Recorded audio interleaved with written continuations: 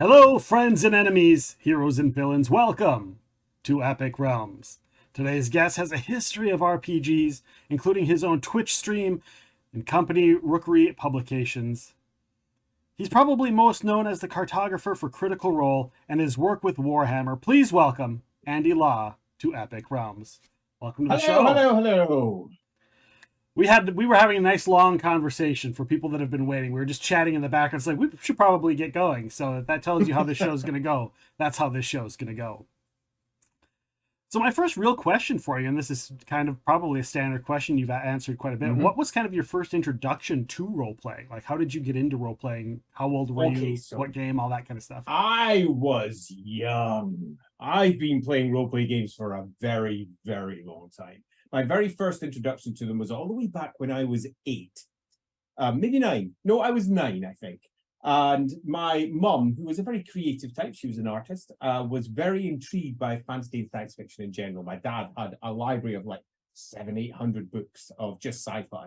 And my mum had fantasy and horror. And on top of that, we had a variety of little, relatively early role-playing games that weren't D&D. But the first one that we actually played was when Fighting Fantasy, those choose-your-own-adventure books from the UK, Fighting Fantasy brought out a role-playing version of it. Okay. Called Fighting Fantasy. And I played that with my mum, my dad, my brother, and my grandmother. And we all got around and we played our first ever characters, and every single last one of us was a bit special in how we approached this. My dad, he played a warrior called Zombie the Great. So every time a combat came up, he just shouted, "Zombie! Zombie! Rah, rah, rah! Rah, rah, rah!" How'd you do? My grandmother played D'Artagnan because she had obviously read the Musketeer books and she wasn't quite sure where to start, so she did that. I played a wizard. My brother played something else. I can't even recall because who cares what your little brother played? And that was my first intro into it. But I think that game pitched me a different version of roleplay to most people's initial experiences, because my mum was an artist. So rather than just simply go, here's the adventure, you arrive at scene 1, certain things happen, you're now at scene 2, what are you going to do next? She had redrawn every single piece of art from the book, and she presented them in front of us. She had redrawn all the maps, and she presented them to us with those as well. So it was, right from the outset, for me at least, a super engaging, super fascinating view of what the games could be, because what we then moved on to play, as I then moved on to play other games, RuneQuest, I won't go into all the deets for all the games we played, but all sorts. I just played them differently to everybody else right from the outset. It wasn't just a sit down and chat or get your miniatures around a table type thing. It was a far more immersive, far more art supported, or alternatively character supported experience. My dad shouting "Zombie, zombie, rah, rah, rah, rah, rah, rah," set a style of roleplay that was quite different to what I would then find when I went into school and other people who were starting off with their early D&D sessions or whatever. Yeah. And for them, it was almost a board game by comparison, where they were moving through a dungeon or they were moving through a set number of scenarios. And it was, for me then, dull. I found it quite boring. Yeah. Because I had a very different experience back at home.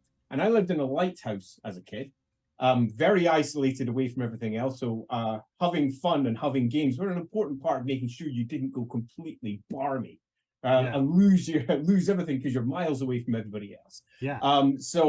I spent a lot of time right from the very beginning drawing, supporting, writing, creating, building, and doing things quite differently to what all my friends were doing in their tighter role-playing circles. And then eventually I brought that to them, and they were like, "What the fuck is this? This isn't what we were doing." As I started to wax lyrical with stupid accents, and they were really bad because I was like at that point 10 or 11. Yeah. My accents were bad. But they were enthusiastic. And that meant that we started building roleplay groups that were quite different around us. And I ended up building my own club of about 100 members. So by the time I was, 16, 17, I had a club that was a role-playing game and war games club.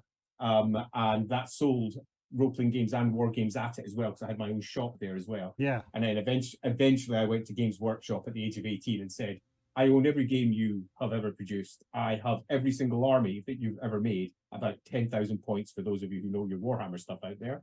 I've got everything. Would you like to employ me? And they said, yeah. And that's loosely a very wide roundabouty chart to how I got to where I am today. So your first like real job came from Games Workshop.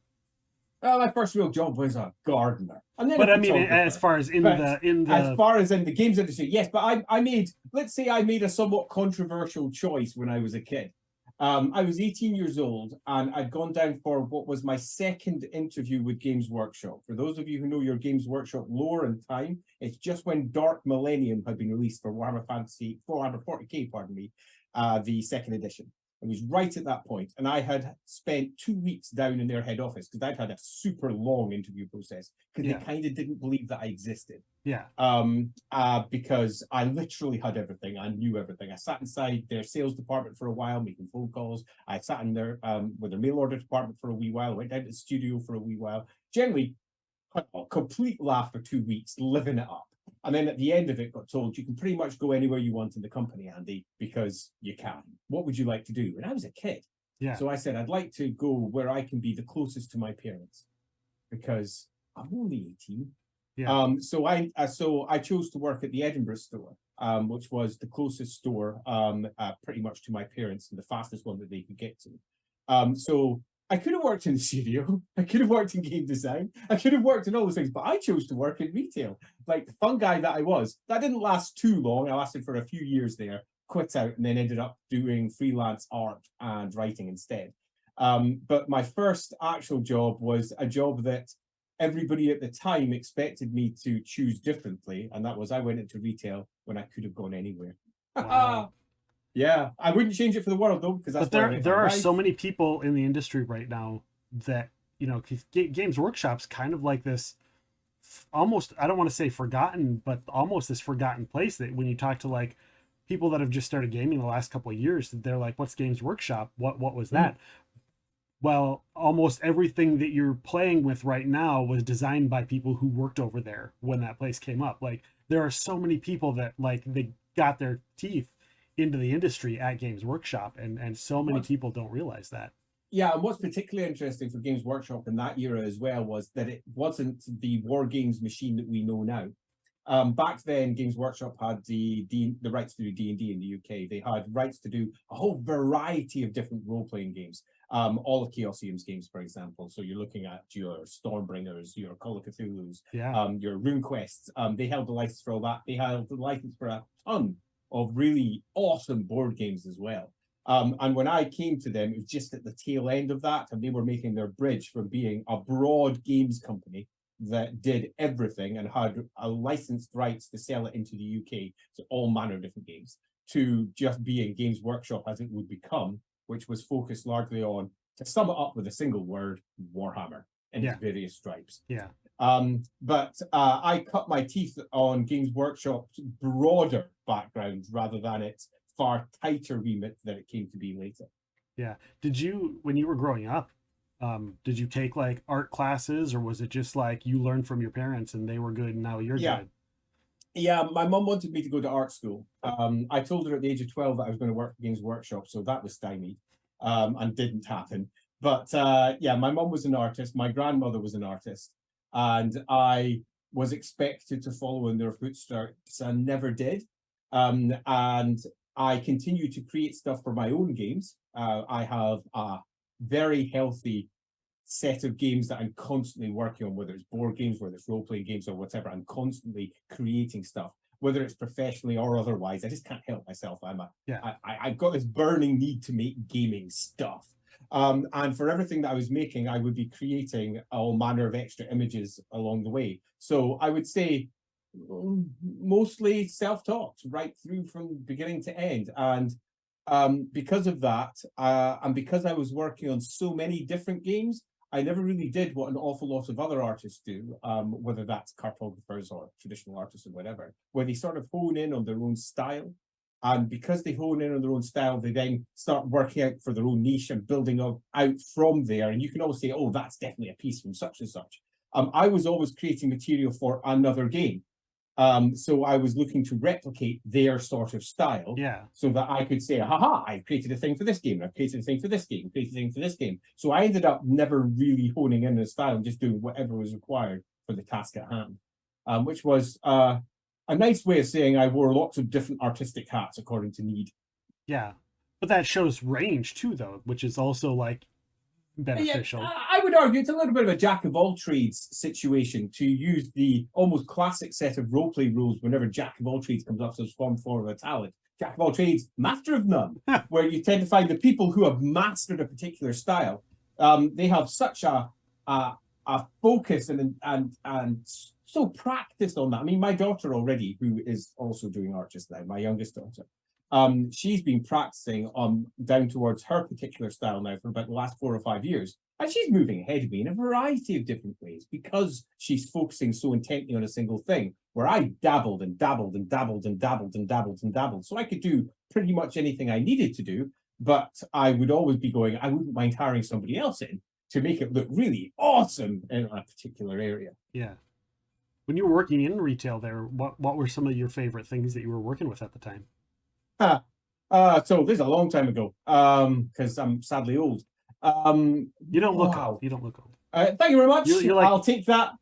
I'll take that as a compliment. Yeah. So let's see, early 90s when I was working in retail, that would be mostly most of the stuff that I was building myself at that point was Warhammer and Vampire the Masquerade as a game. I created a ton of stuff. I wrecked a big live role-playing Vampire game at the time. And I ran a lot of Warhammer Fantasy roleplay games for my just friend groups, as you do. And I wrote so much material for that. By the time the second edition of the game was coming around, so that's when Green Ronin were employed by Games Workshop to do that, and that was released in 2005. By the time that came out, I'd already written my own edition of second edition for Warhammer Fantasy Roleplay, completely different style of game, which was super fun to do. And I'd written, I don't know, an easy 1,000,000 words for that by that point. Yeah. As you do. For fun. And when did they bring you in to actually do official material for them? So for the role-playing game, that happened 2005 when I was working for them officially. I'd worked for a couple of other game companies before that. And that was purely because I saw that they were doing a second edition. I went, well, I don't need to be creating my own material now. Let's just throw that aside. I'll just use someone else's, because why do that when someone else is doing all the hard work? Yeah. It came out and there was a variety of things that I was unsatisfied with, because everyone's got their own gaming tastes. Yeah. And I went to the Black Industries forums and I laid out exactly what my issues were. And I'm a relatively polite guy and relatively verbose as well. But I explained everything that could be done differently, and they pinged me within about 3-4 weeks. And they said, we'd like you to come in and moderate, do things for us, because you clearly know your stuff really well. So once I was on the inside, I explained exactly what I thought was wrong and exactly what they could do to fix it. And then I gave them an example of one of the maps that they'd done and sent a version that I had done just the night before. That's what I think it should look like. You could have done it this way. It's not hard. It's a really easy style to replicate, and it also matches the ones that you've done. It just looks a bit more Warhammer. And I'm not looking at suggesting that you spend a lot of time on these maps. I'm not saying sit down and do 2 or 3 weeks work per map. This is a very fast style that you could rip out relatively quickly. I sent that over, and I also sent over a host. I must have sent over around about, at that point, about 30-40 different articles for the second edition of the game. Okay. And they pinged back and they said that you're hired. And I was like, excellent. Well, nice. What do you want me to write? Oh, away I go. Yeah. My first gig was actually writing for the game. My second gig was mapping for the game, but mapping for the game was published first, because the publishing cycle tends to be you write, all the writing is then edited up, then you go to the art. The last art is often the maps, and then it goes towards publication. Okay. So I was first hired to do the writing, and then I was hired maybe a month later to do a bunch of maps on another project. That project was almost completed. So that project then came out, and one of the Bretonian projects for Warhammer.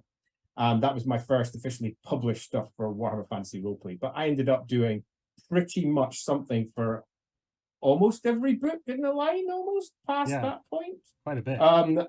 Indeed, not only did I do something for pretty much every book, by the end of it, I had written for them, I developed some of the books, I had illustrated some of the books, I'd done cartography some of the books, I didn't even do proofreading. I was behind the scenes an IP guy, as it's often referred to, in that I knew the intellectual property really, really well because I knew my Warhammer. So when I was employed to do a map for it, they'd send me over all the text, and I'd go through the entire text because I kind of can't help myself, and then ping them back and say, you know, you could change this to this and this and this to this and this to match this book, to match that book, to match that one over there, to match that one over there. And it was about that time, because I'd been hired for the maps, that I decided, well, I've been hired to do all the maps and as well to build a version of the Warhammer world in the background so that I can just take what I need from that and just copy paste it over. So being me, I had every single Games Workshop game to hand, every single book, every single thing. I just referenced them all and popped that into a map, and that became my master map. Oh. And because I'd read everything for that master map, it made it really easy for me to say, this novel actually says this book over here says this computer game over here says this. Now, you might not want to change it, but at least you're making a decision as to whether you want to match what has been presented in other parts of Games Workshop's large oeuvre of different books or different properties, really, because it's a multimedia section. So that was really nice. Indeed, it reached a point where even Black Library, because I was working a fair bit for Black Library on the side, that's the publishing imprint for Games Workshop, if you don't know. Okay. So they do all the novels. And I was helping some of the authors with maps and telling them which family lines were in various places that had been mentioned in various things. And one of the books, one of the Gotrek and Felix books for the Warhammer fans out there, it's actually dedicated to me because I'd spent so much time explaining all the different ways that they could work their way through the Warhammer world to get where they want to go. And that was a really nice one. Interestingly and amusingly, that actually made me happier than working on some of the books. I was like, well, look at that, it's dedicated to Andy Long, my native guide. Thanks, Nathan. The author question was Nathan Long writing Gotrek and Felix. He's now the chief writer in Exile Games over at Microsoft. And he's just a great guy, best person in the world. Nice. If you're out there, Nathan, you rock. You rock, Nathan. Yeah, he does. Freaking cool. So you got to touch like all of these things. How do you keep that straight in your mind, or is it just because like you were like a super fan to begin with, and then they just lucked out to get you in there? Yeah, for Warhammer, I was a super fan to begin with, and I was a super fan because of the isolation to begin with. I just devoured everything that was there. It became my thing, and let's say I've got one of those minds, let's be charitable to myself, that likes to just get into it and then gets lost in it. So before COVID, it was just all in my mind. I got COVID really bad. It took me out for over 6 months. And I now use a lot of notes because of that, because my brain has a lot more brain fog than it used to beforehand. But nevertheless, I've still got most of it sitting in there somewhere. It just takes a little bit longer for me to go, what's the connections again? Oh, I remember now. It's in that novel and it's in that computer game. It's that thing over there, and it all comes tumbling back into place. See, audience, I'm not just making it up. The same thing happened to me, and I every once in a while I bring it up. I'm like, my brain just isn't working the same as it used to. So I'm not just making it up. Proof. Quite. For me, it was for the year after I caught COVID for the first time. I've had it 5 times, which is ridiculous for someone who was almost a recluse by the end of it. Because I was like, I don't want to catch it again. Please don't. But the first time I couldn't move for 4 or 5 months. I was bedbound for the entire thing. And afterwards, I can't express to you the difference between how my mind was working before and how it was working afterwards. It was night and day. But I have, to a greater degree, managed to support that with a digital memory instead. I've got all manner of posts that just ping me to make sure that certain things are remembered to be done at particular times. Where beforehand, I would just have it all in my head and away I go. You mentioned you worked for some other game companies before you were working on Warhammer. Can you mention a few of those? I took an odd route through. For example, I worked for Target Games, which is a game company that not very many people know. It's a Swedish company originally, and they had their offices here in Edinburgh. I live in Edinburgh, in Scotland. And Target Games did games like Chronopia and Mutant Chronicles. You might know Mutant Chronicles. It got turned into a movie with Ron Perlman. I believe Mutant Chronicles is an RPG game is currently run by Modiphius. another British company down in London. Mirifius are awesome. Go check them out if you don't know them. And I worked doing sales there, of all things. I helped the peeps over in the design studio because I am me and I can't help myself. It was a lovely place to work, actually, for until I quit for reasons which we don't need to go into. But Adrian Smith, for example, worked there. He's a very famous artist from Games Workshop background who's then moved into lots of Cool Mini or Not games on the board game sides. And Adrian just rocks. And just seeing all of his art there being created was one of those moments where I went, wow, well, that rocks. Yeah, it was a fun place to work. One of my fondest memories was working on a battle report for their own magazine, which I can't even remember what it was called now, some Warzone nonsense. And playing against Andy Leask, who's now my business partner and sits on one of the live roleplay games that we live stream roleplay games. Our streams, our actual play that we play online. We just started, and that was super fun. Yeah, good times. Yeah, but then again, after that, I moved on to freelancing on the more creative side. Once I moved out of sales was good fun though. I like talking, as you may have noticed already. Do you still do anything with Warhammer here and there? Or? The current game, Warhammer Fantasy Roleplay 4th edition, I designed that. Okay. Along with the current license holders. And I was the producer on that game as well. So I put the books together, basically. I hired folks to work on it. I filled in any gaps that they may have left with whatever words I need to do. I also did maps for that. I did art for that. I did whatever was needed to bring those to fruition. So if you pick up the most recent version of Warhammer, Fantasy Roleplay game, the answer is yes. For those that don't know, how does that system differ from some of the other tabletop RPGs out there? Okay, so Warhammer Fantasy Roleplay is, let's harken back to the 1980s when it was first created, because it explains its system a little bit more clearly. Where Games Workshop was creating its own system for the first time. Mm-hmm. And the system that they chose to use was a D100 system, so roll under your skill type system. If your skill is 43, if you roll 43 or less on a 100-sided dice, you pass.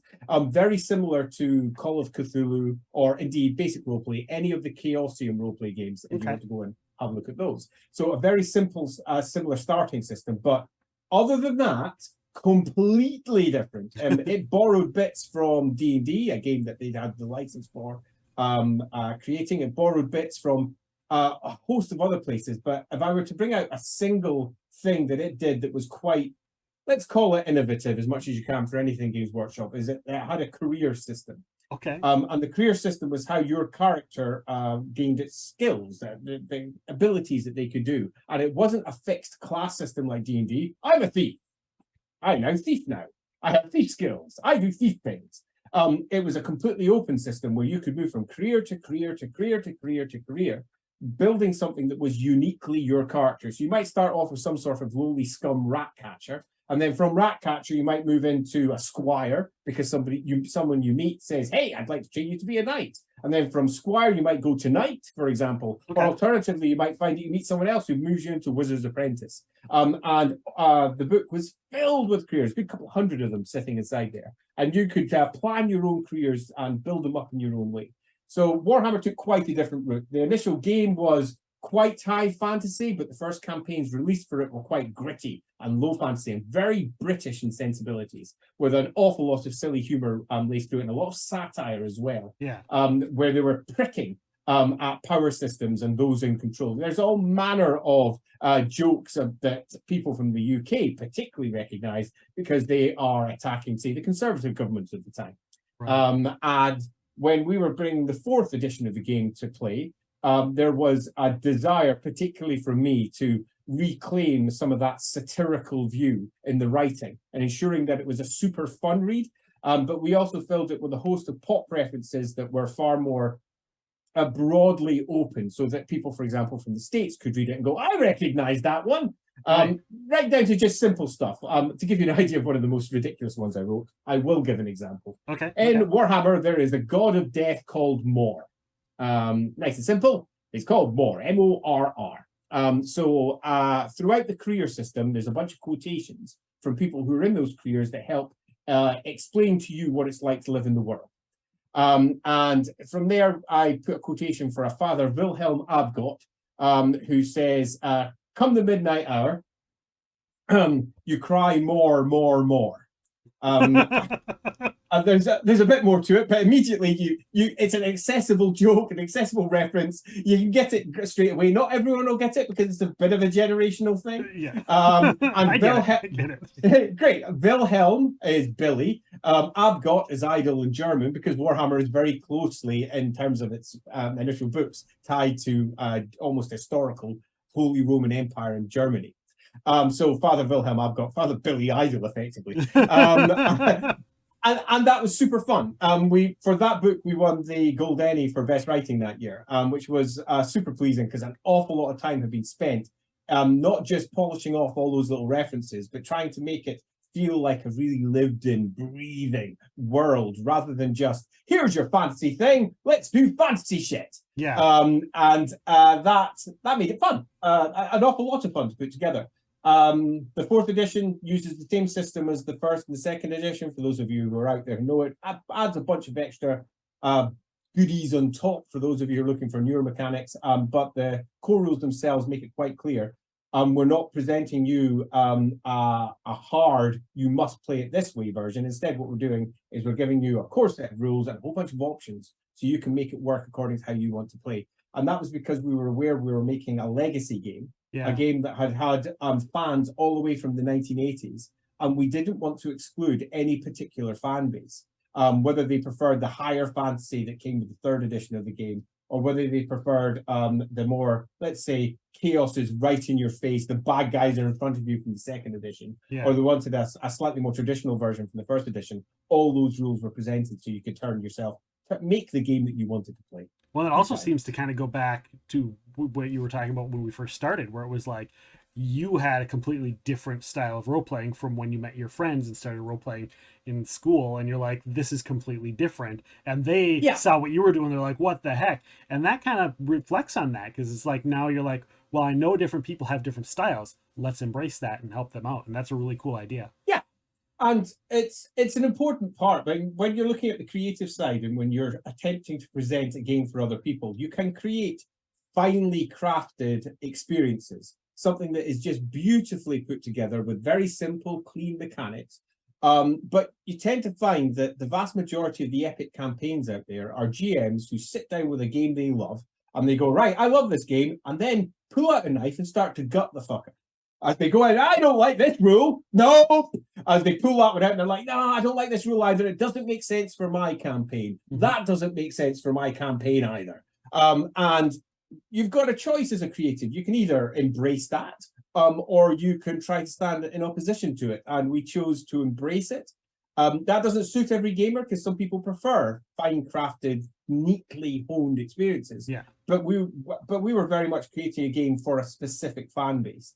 And it's a crunchier, weirder setup than many games have out there, but it was a whole hell of a lot of fun to put together.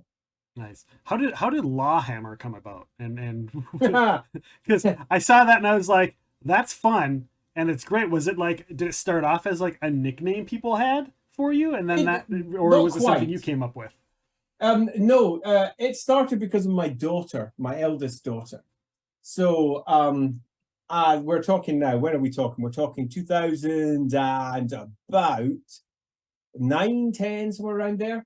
So relatively late, relatively recently. And my daughter had just passed like about her 6th, 7th birthday, and she was showing a whole host of interests and things that I do, and that my wife does, Lindsay. She also works in role-playing games and does role-playing game stuff and board games. And she saw all the stuff that were lying around the house, be it miniatures, be it board games, be it books, and was showing interest. So we took her to the local games workshop, a shop that I used to run back in the day. And the manager there, who at that time was called Baz, he's now the manager for Warhammer World down in Nottingham, so the biggest, most display shop. Wow. So we sat in with Baz, and my eldest got very excited by it and got hooked. So I set up a blog to charter my return to Warhammer, because I hadn't been playing any of the war games for, at that point, about 8 or 9 years. Okay. I'd had a long gap. And I was going back into it, and it was me building an Empire army, my daughter building a Wood Elf army, my wife was building a Dark Elf army, my very youngest was building some High Elves. At that point, she was too tiny to understand what she was doing, but she was really getting into sitting with the rest of the family, painting up miniatures. Painting them up, yeah. And it was the Law family playing Warhammer games, the Lawhammer. It was as simple as that. And that blog took on some extra aspects over the course of time as we played a couple of games, and I started putting out a few extra rules along the way. I started discussing other things that I'd done as well, and became a bit more of a broader blog. And then I kind of just stopped writing that when I got picked up to write the 4th edition of the role-playing game. Skip a couple of years, and I have moved on from doing the role-play game. I'm now freelancing. I then just founded Rookery with a bunch of the coolest folks ever. So that's a bunch of the people I met while making Warhammer stuff. We all got together and we founded Rookery Publications.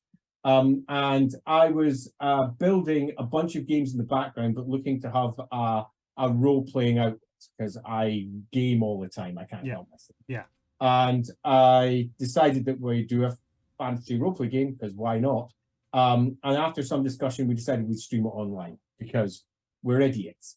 And we had a big discussion before that stream went live as to what we're going to call it. And there was an awful lot of different ideas between us.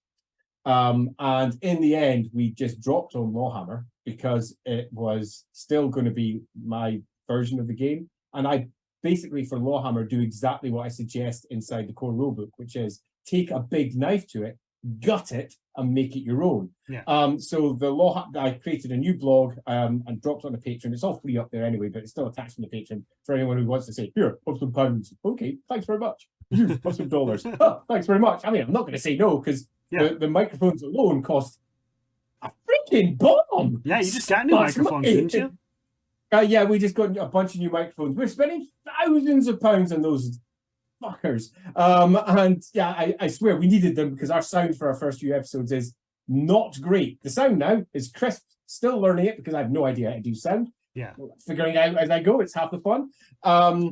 But yeah, we had a big long chat as to what to call it. We dropped it on Lawhammer because it was going to be my version of Lawhammer, Warhammer Fantasy Roleplay, and that would be a streamlined version that was designed for online play, and all the rules that I created for that I just drop up in the blog for free. So if there's anyone out there who's playing Warhammer and wants to have yet another version of optional rules, they go, oh, I'll take that one, I'll take that one. It's like a sweet shop for those who like different rules. And we're playing one of the most famous campaigns ever written for role-playing games, a campaign called The Enemy Within. It goes down as, I mean, in the UK, it's pretty much one of the most famous campaigns ever written, ever. It's often at the top of one of the best role-playing campaigns that you can play. The Enemy Within for Warhammer Fantasy Roleplay often sits up there in the top 10, often number 1, depending on where you are in the world. Yeah. I started that off with a chap called Graham Davis who wrote it back in the 80s. And I worked on the very first few books, and then I left the company to go do other things. And then after I left, it went in a very different direction to what I thought. So I'm gutting those books too. And I'm presenting a completely different version of the Enemy Within for fun. Because that's what it's all about. Right. It starts off quite traditionally. We're only at 7 episodes in, although we've actually filmed 14, and we're live streaming them all. So we have our normal episodes, but we also have a bunch of one-on-one episodes set in the background. So if you want to get a full story, you can, but you can just watch the main episodes if you'd rather. Nice. And yeah, we're only 7 in so far. In fact, if I'm lucky, 1 has just gone up in the last hour. Right. While we're sitting here almost. Yeah, while we're sitting here, so it's probably just gone up. Episode 7, which is the conclusion for the first book of there's 10 books of that bloody campaign, an enormous number. But we've just done the first book, and that's why that's called Lawhammer, because it sort of came over from a blog that started because of my daughter playing Warhammer games. Yeah. That's awesome. So is the Lawhammer now kind of attached to Rookery Publications, or are they separate? No, it's quite separate. Okay. Rookery Publications is us making cool stuff. I just wanted to clarify for our listeners. Yeah. It's very much separate, and it's just my personal game. That's Okay. it. That's all that it really is. It's nothing more. Rookery Publications is building RPG material for and board games now for any role-playing game. We've got our first adventure. It'll come out soon. I'm not going to want to put a date on it yet. We're still twiddling with some of the details. Okay. But our first main adventure, but it is for all role-playing games. So if you're playing D&D or you're playing pretty much any fantasy game, you'll be able to pick it up and drop it into your setting with ease. And that has been one of the funnest projects I have ever been on. Truth be told, it's really turned into something that was far beyond what we originally envisioned, and it's just gorgeous. So yeah, that'll be a fun thing for everyone to get their teeth into very soon. But Rookery also does board games. We finished our first one, Dark Deeds, with a chap called Andy Chambers and Mark Gibbons. Mark Gibbons is our artist. Okay. Hi, if you're out there, Mark. Mark used to work for Blizzard, for Sony, for Games Workshop before that. Awesome. He's freaking best. And he designed a game called Dark Deeds with Andy Chambers, one of Games Workshop's core designers from the 90s. And we are doing the second edition of that game, updating it, sprigging it up, making it look super polished and cool. We're going to be publishing that with Modifius, the company that we mentioned earlier, who are down in London. That's awesome. And yeah, I'm really looking forward to seeing that one in print. It's going to look gorgeous. It's so pretty. That's great. And people that are watching, I know if you are into the role playing, I know Drive Through RPG has a lot of Rookery, has the Rookery stuff on there as well. Yeah, go to their website. We don't have much. We don't have much up there just now. All we have at the moment is a single creature that we created for a convention. Originally created to support a local Scottish convention. They said, "Would you like to create a thing?" We were yes, and we created a thing. But to give you an idea of how our stuff's a bit different. Your average monster that you would give you, I don't know, a one-page entry with a monster, a bunch of stats, some random nonsense text that they'd spun up for it, and away you go, you're done. No, we didn't do that. We also created a whole bunch of backstories. We've created music for it, and that's way cool. We got somebody to sing that, which is the best. It's a super simple little $3.99 expansion, but it has so much extra depth. We've got a little extra. It's got like some reason like 10 to 15 adventure hoops sitting on it, so you can use it no matter what setting you take it from. Similarly, we made a location called the Well of Bones, which is again a lovely. It starts off with just a lovely, simple little setting, but oh my, it's horrific. And I love the art. Yeah, the art on there is just really. That's Mark Gibbons. Mark's art is. In fact, if you're out there and you like roleplay games, go take a quick check. Just tap Well of Bones into Drive Through RPG and take a look at that, because it's just the best. It's super cheap. It's only $4.99. It's well worth picking up because it's a lovely little self-enclosed little expansion for any fantasy game. Nice. And both Lawhammer and Rookery are both on Twitch, right here on Twitch. We Those that are here on the live stream. So if you want to find this, I'll say what each does to see if it appeals to you. The Lawhammer one is our stream game of Warhammer Fantasy Roleplay. It's designed for people who are either new to the game, have never seen it before, and just want to see what it's all about, or alternatively old hands and are looking for something different. Because we present our game in quite a different way to how most do. I've not gone into some of the deeper craziness that I'm somewhat known for in my own personal games, but I will say yet. However, I've already built an entire board game effectively to support just one episode, because it was a super simple thing to do when I was so ill I could barely think. And it doesn't matter if the game's imbalanced, if it's for your own personal game. You can just make a thing, throw it out there, it'll do. So the Lawhammer game is Warhammer Fantasy Roleplay, the most famous campaign ever written for it, The Enemy Within. It's good fun. We're only up to episode 7. All the episodes are over on YouTube. You can watch them for free. You don't have pay barriers to watch any. All our stuff's free. And on the Lawhammer Twitch, we stream every single Friday. Flip that over to Rookery Publications. We stream every Saturday at 7 p.m. UK time. Okay. Adjust the taste to wherever you may be. And we have guests from across the games industry because we know loads of people, and we bring them in. But it's not just people from the games industry. We also take people from who write novels, who maybe do board games, maybe doing video games, maybe do. Go take a look at it and you'll see. Over on YouTube, you'll find we're up to our 5th season now. which is a surprise given that we never really intended to stream online ever. But Yeah. here we are, 5 seasons later, doing streams, and we talk to pretty much everybody in those. Go take a look in there.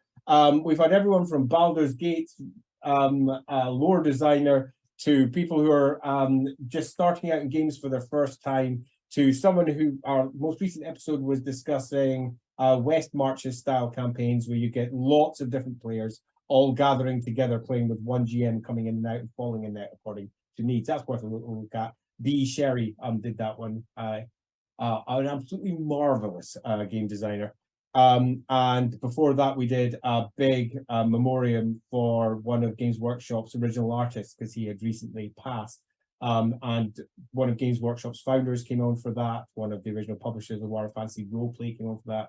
One of the publishers for a game called Dragon Warriors, which was a big indie roleplay game over here in the UK. He came on for that as well. And it was just a really good stream. It was lovely. It was really nice. That's awesome.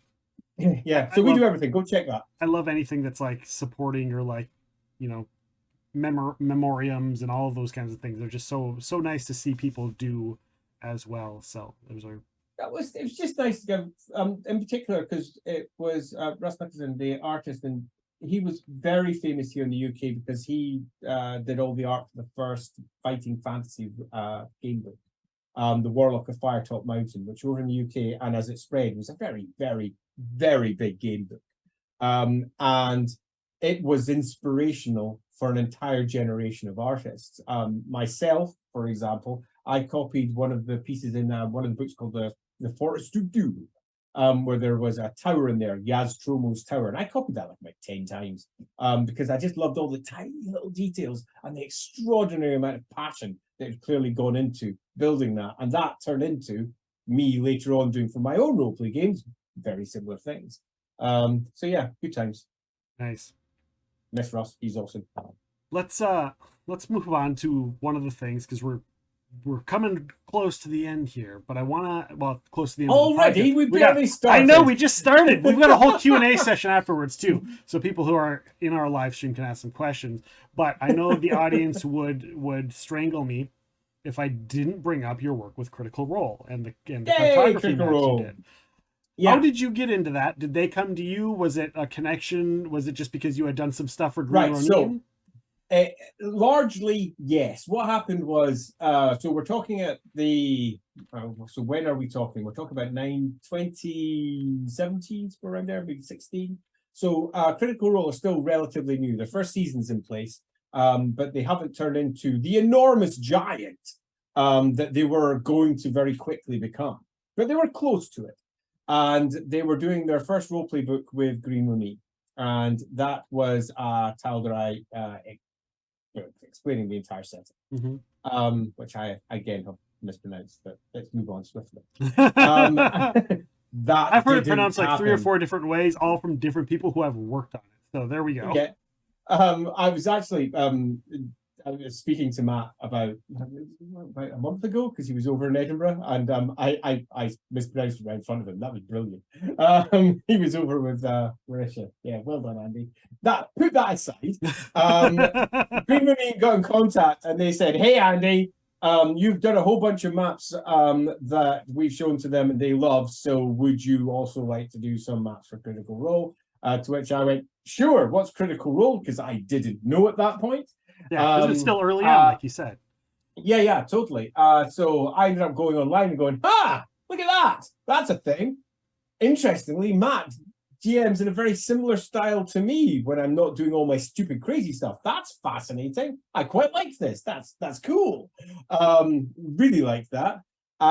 So I ended up being in a big, long email chain with Matt, and we were discussing different ways to do everything. And I ended up mapping that entire book. Which meant I did all the official Critical Role maps for that. I was then asked to do the next set for them for the show, but at that point, I got hired to do the Warcraft Fantasy Roleplay 4 gig, and I had to ping back and say, I'd love to, but I'm now mapping Warhammer, and I'm writing Warhammer, I'm designing Warhammer, I'm illustrating, I'm really freaking busy, and I really want to do this. So I had to turn that down. So they went off and they picked up some other cartographers who were super awesome. A bunch of circles went round there, and it came to the newest book that was being released by their own imprint, Darrington Press. And they got back in contact and said, "Hey, would you like to again?" And I was like, "Yes," because I gutted that I didn't do all the other maps. So this would be a really good way to fill in that particular hole and make me feel better about effectively say. I had to email Matt and say, "Yeah, no, sorry, Matt." Sorry, Matt, too busy. So I got to kind of ping back and say, "Hey, I'll do it this time," and not look like such a dick. So I did that. I did some maps for their videos. I did some maps for some of the novels as well, and that made me feel a whole hell of a lot better.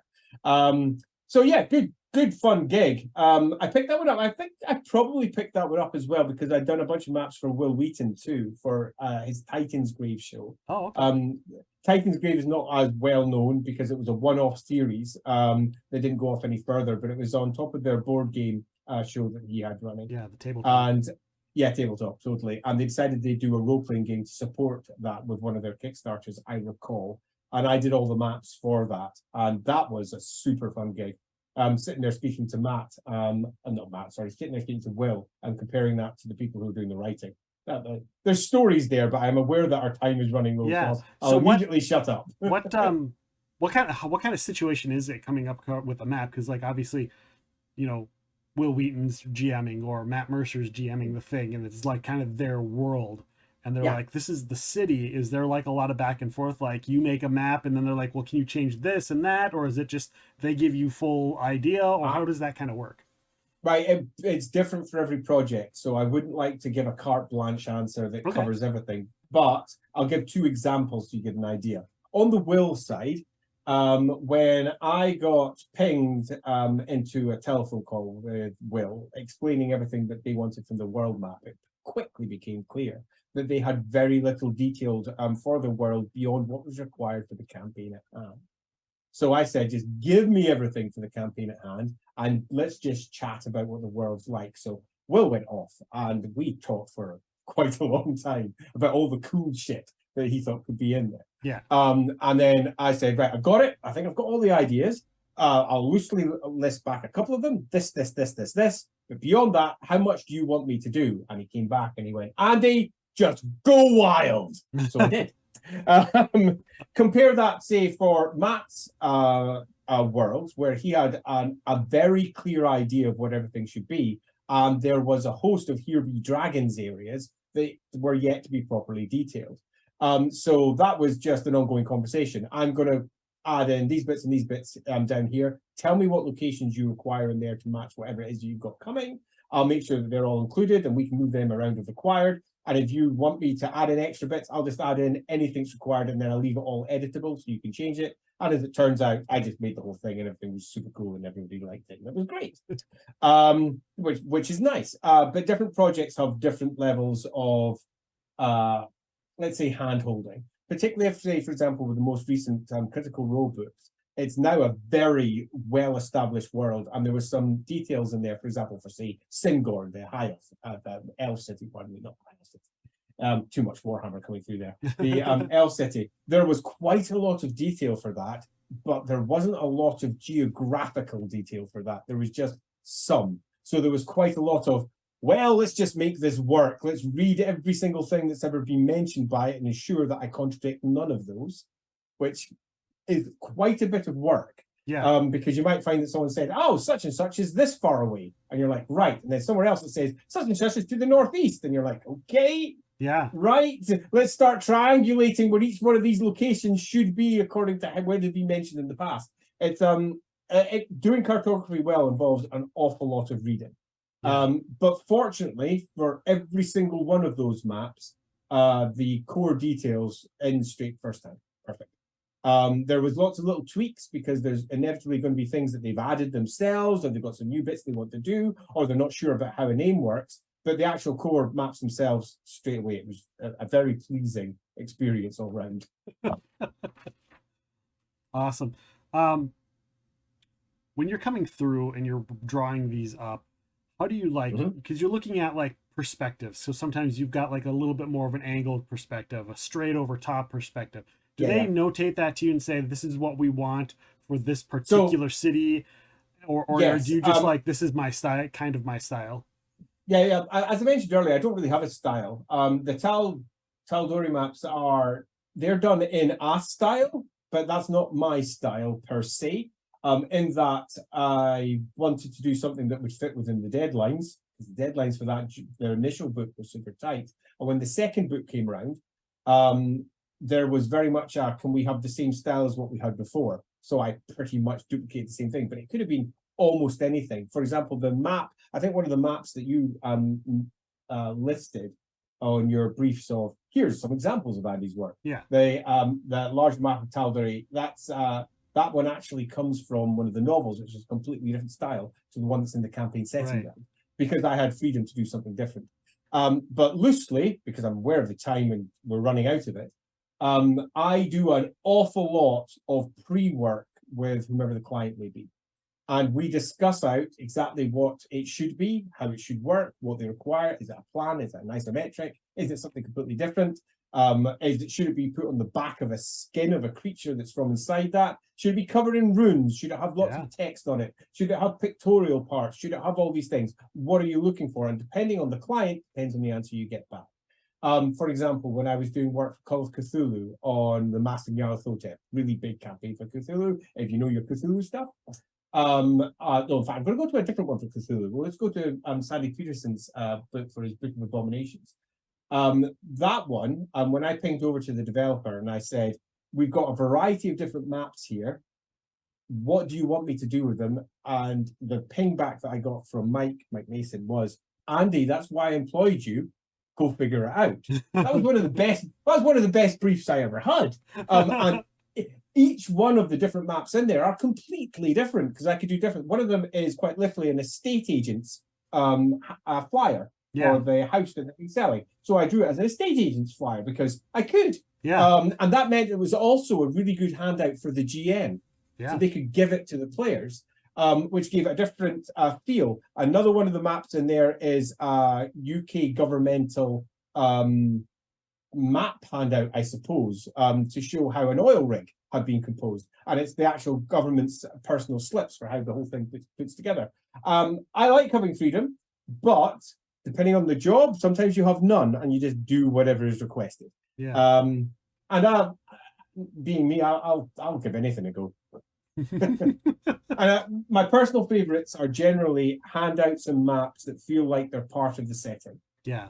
So they're not just created for GM consumption. They're something that players can also hopefully get hold of and use. Unfortunately, depending on the setting, often those style of maps look rubbish. So you tend to find for fantasy maps, you tend to go a lot more artistic just because you have to. Or your plans just need a lot more detail, because if you went to, let's say, a medieval version of that map, it looked pants. It looked terrible. You'd want to do something a little bit more interesting so that people, when they're going through, go, "Ooh, this is cool." Yeah. But when you're looking at modern day settings or sci-fi settings, suddenly the world is your oyster. You can do almost anything and still make it look super, super cool, and also make it feel like it's part of the in-game setting itself. That's awesome. Yeah. You are on Twitter, both as yourself and Rookery and Lawhammer. Your Twitter. Yep. Now, and I got to ask you this. Give it a go. Here we go. Give it a go. Hapamesis. Is that close? Close? Close. It's not. It's close. It's Hapamesis. Hapamesis. It's like Ramesses. Oh, okay. I figured. Okay. I felt like it was like an Egyptian sort of thing. It is. It's Happy, the god of the Nile. Happy Meses. It's from one of my old vampire chronicles. Okay. And it basically means born of the Nile. And that particular character was directly related to Moses, but as Meses. Okay. And I had a claim that Moses was just Happy Moses, as in a boy born of the Nile. Okay, that is super cool. For those that are listening, it's Hapimesis. And then, of course, Lawhammer. ES. Why did I say IS? I wrote it down wrong. I don't know. I wrote it down wrong. Fail. That'll be why. There's always a fail on every episode. There's got to be at least one fail. At Lawhammering for Twitter. Lawhammering, correct. That's where we're doing our actual play of Warhammer Fantasy Roleplay, The Enemy Within. And at Rookery P for the Rookery publications. At Rookery P, and you'll find an awful lot of our posts up there are discussing the various shows that we've got coming up each week. And also on Facebook, Lawhammering and Rookery publications for each of those individually. Of course, YouTube at Lawhammer and at The Rookery. Correct. And that's where you're going to find all of our past episodes for meeting a variety of different folks from across the games industry at the publication side, and for Lawhammering our previous episodes, obviously. Awesome. And of course, Patreon, guys. Make sure to check out the Patreon Inside the Rookery, patreon.com/Inside the Rookery, and patreon.com/Lawhammer. Do we get them all right? Other than the spelling and the pronunciation of your personal... Sounds good to me. Well, thank you so much for joining us. For those that are listening to the show, stick around. We're going to get to your Q&As, your Q's. It'll be his A's, and we'll get through those in just a moment. So make sure to throw them in the live stream chat. But before we get to that, I want to let everyone know our July 4th episode will not have a live stream due to the holiday here in the US, but there will still be a special episode on the 4th available for download. So make sure to stick around for that, and make sure to go in and download it. July 17th, a live show is going to happen. We're going to be joined by editor and writer Gabrielle Harbowy. She has worked on novels, anthologies, tabletop games, edited so many of our guest authors that we've had on, from Ed Greenwood to Chris Jackson to Eric Scott DeBee, all of those guys. She's edited for all of them, does all kinds of amazing work. She's going to be joining us live right here at July 17th. That podcast will be available for download on the 18th. July 31st, the author of The Bird Box, Josh Mallerman, is going to be joining us to talk about his novella that he's got coming out in August, as well as all of his past works. Horror, suspense, all of the things that it comes to writing that kind of genre of book. We're going to talk about all of them. That, again, is July 31st. Of course, the following day will be when the podcast is live and available. So make sure to follow, rate, review. It helps us and it helps our guests. So please, for Andy Law, I am Nick. Thank you for listening to Epic Realms.